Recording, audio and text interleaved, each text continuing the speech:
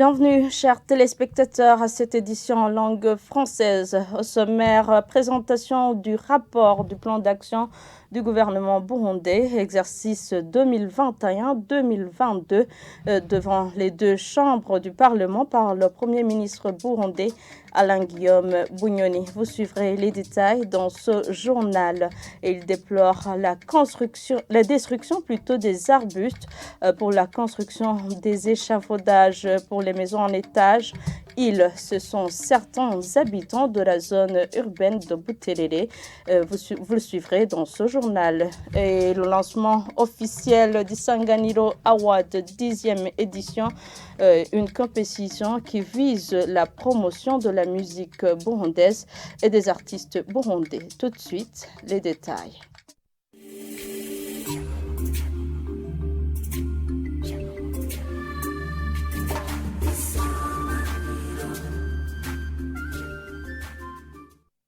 Bienvenue encore une fois. Nous débutons ce journal avec la page gouvernance.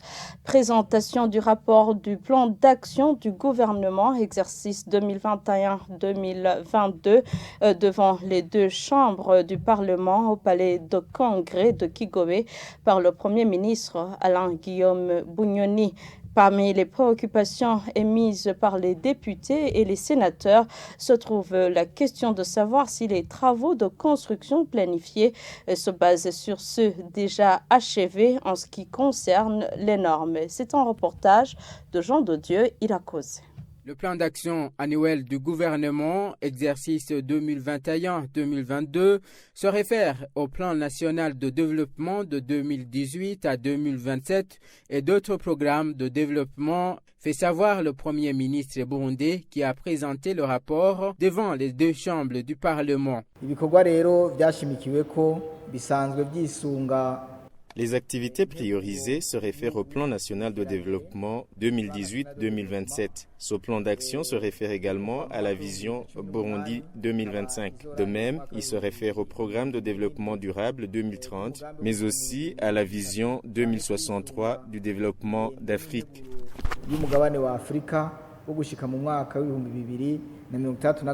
Savoir si les constructions sont planifiées compte tenu du respect des normes pour celles achevées, mais également selon la conformité quant à leurs usages, sont certaines préoccupations de députés et sénateurs. Le vice-président de l'Assemblée nationale évoque les hôpitaux communaux déjà construits, mais qui fonctionnent comme des centres de santé.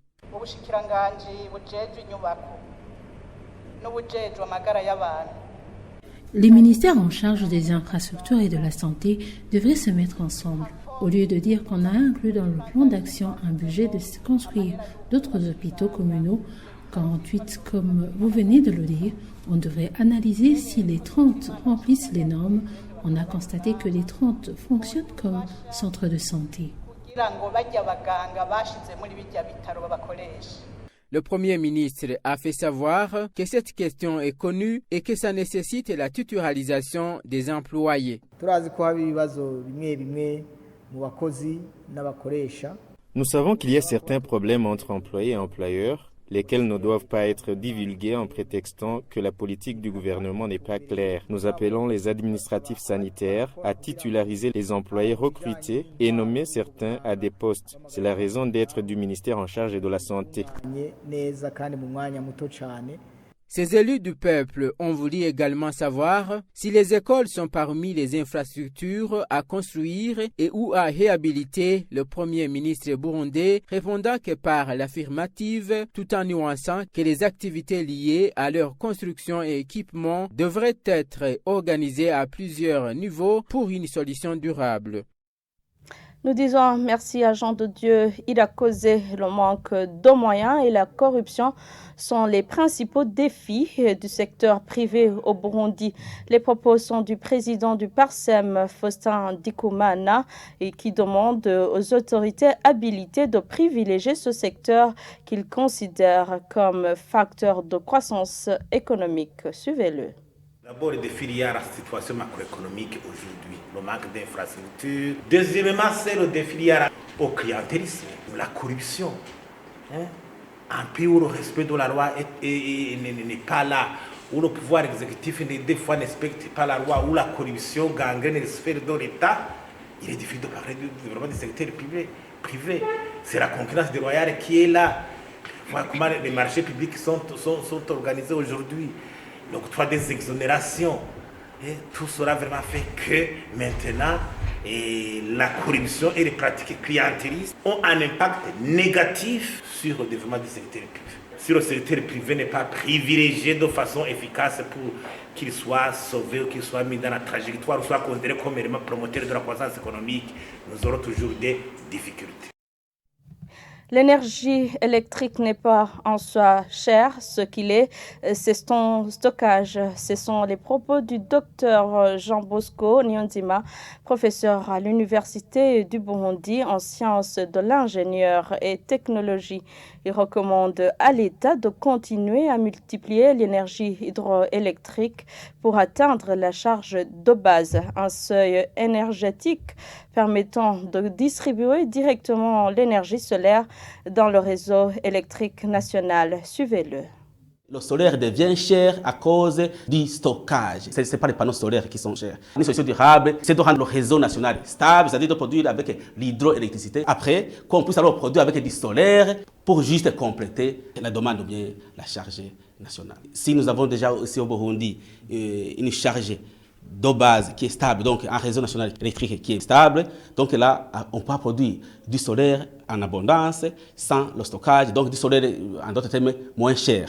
Dans ce cas, dans nos ménages, on peut faire la cuisson à l'aide des cuisinières. Donc là, on peut réduire l'usage des charbons, du bois de charbon ou bien des charbons pour la cuisson. Dans les zones rurales, on peut utiliser les kits solaires individuels, par exemple pour l'éclairage, ce qui réduirait quand même l'usage des sources d'énergie qui puissent polluer l'atmosphère. Je vous le disais en titre, certains habitants du quartier Kiangé, c'est en zone urbaine de Buterere, déplorent le fait que les constructeurs des maisons utilisent des arbustes plutôt pour ériger des maisons en étage. Selon eux, cela détruit l'environnement et cela est dit au moment où dans ce quartier, il se remarque un bon nombre de maisons en étage en construction. Sheila Irambona. Arrivé au quartier Kiangé, un bon nombre de maisons en étage en chantier se remarquent, des perches en bois soutenant toujours les échafaudages des maisons en construction. Certains parmi les habitants de Kiangé déplorent le fait que les constructeurs de ces maisons utilisent les arbustes pour ériger des maisons en étage. Selon eux, cela détruit l'environnement. Sur les collines d'où proviennent ces arbres, il y a des oiseaux, des lapins, serpents et d'autres animaux qui vivent dans la forêt. Donc, s'ils coupent ces arbres, ça reste un désert, ce qui détruit l'environnement. Ce que je demande à nos autorités, c'est que, de par leurs chefs, vu qu'ils voyagent, qu'ils aillent voir ce qui se fait ailleurs pour qu'ils viennent nous instruire et qu'on puisse utiliser d'autres moyens. L'un des chefs de chantier rencontrés sur place indique qu'ils utilisent ces perches en bois car c'est moins coûteux.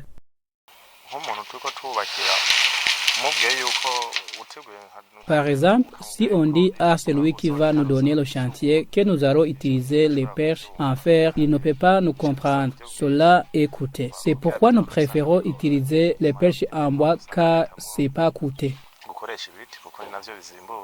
Les informations tirées sur place indiquent que la construction de ces maisons en étage nécessite l'utilisation en moins de 1000 arbres pour ériger des échafaudages. Avant de clore ce journal, le lancement officiel ce vendredi d'Isanganiro Award 10e édition, une compétition de musique des artistes burundais. Aubin Nyonhuru, président du comité d'organisation de cette activité, rappelle que la radio-télévision Isanganiro organise cette compétition en vue de promouvoir la musique burundaise. Il interpelle les intervenants dans ce domaine et les amateurs de la musique burundaise d'apporter leur soutien à cette activité. Suivez Aubin Nyonhuru. La particularité pour cette année, c'est justement d'abord le temps qu'on a voulu consacrer à cette activité. Il y en a beaucoup qui se plaignaient comme quoi on leur donnait peu de temps pour se préparer ou pour choisir des chansons qu'ils vont nous donner. Mais pour cette année, voilà, Isanganiro Award, 10e édition, ça sera lancé, c'est lancé déjà aujourd'hui, vendredi. Donc, je dirais même aux chanteurs, aux artistes qui ont la chance de produire des chansons durant ces 2 ou 3 semaines qui restent pour en finir avec l'année 2021, pour que leurs chansons soient parmi les autres qui s'enrôlent dans la compétition. Donc, pour dire qu'on s'est donné un temps suffisant, parce que la finale, si on estime les activités qu'on veut mener, ça sera au mois de mars, mais on a voulu bien sûr y aller doucement, mais sûrement, avec cette édition. On leur rappelle de rester à nos côtés. Il y a tous les intervenants dans le domaine de la culture, de la musique. On ne veut pas que notre musique soit seulement une musique qui est connue au niveau national. On veut que ça soit exporté partout, comme on voit d'ailleurs d'autres musiques, d'autres cultures qui sont connues ici au Burundi. Pourquoi pas la culture ou la musique burundaise ne peut pas être connue, disons, en Belgique, aux États-Unis ou partout d'ailleurs. Donc on appelle à tous les intervenants, que ce soit les producteurs, les musiciens, artistes confondus, toutes les catégories confondues, les DJs, tout le monde qui se sent concerné de rester à nos côtés durant ce long chemin qui vient de commencer donc avec ce lancement de la 10e édition Isanganiro Award. Voilà, c'est par ici que prend fin ce journal. Merci à tous de l'avoir suivi. Restez fidèles à la télévision Isanganiro.